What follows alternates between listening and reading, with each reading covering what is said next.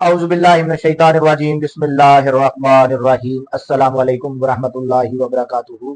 آپ کا host and دوست ڈاکٹر محمد طیب آپ کی خدمت میں حاضر ہے۔ آج ہم بات کریں گے عورتوں کے بارے میں حکیم حارث کے خیالات۔ کثرت ہم آغوشی بڑی ہے، سننے رسیدہ عورت کی ہم آغوشی سے پرہیز کرو، کیونکہ اس کی مثال ایک پرانے اور بسیدہ مشکیزے کی ہے جو تمہاری قوت کو کھینچ لیتی ہے اور تمہارے بدن کو بیمار کر دیتی ہے۔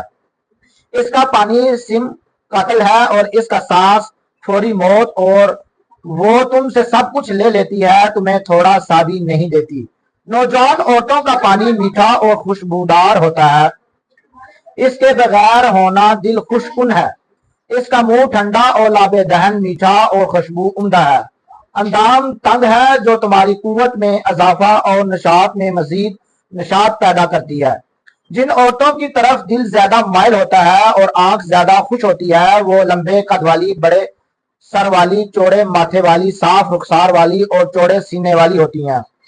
وہ جن کے رخسار پتلے ہوں، جن کے دونوں ابرو باہم ملے ہوئے ہوں، پستان ابھرے ہوئے ہوں، کمر پتلی ہو، پاؤں پتلے ہوں، رنگ سرخ سفید ہو، بھرپور لمبے بال ہوں، جلد تر و تازہ اور ملائم ہو، مسکرائے تو دانت گلے بابونا کی طرح ظاہر ہو، مکھن سے زیادہ نرم ہو، شہد سے زیادہ شیریں ہو، سمین سے اور گلاب سے زیادہ خوشبو دار ہو، اس کے قریب آنے سے فرحت حاصل ہو اور اس کے ساتھ ہم خلوت ہونا باعث مسرت ہو۔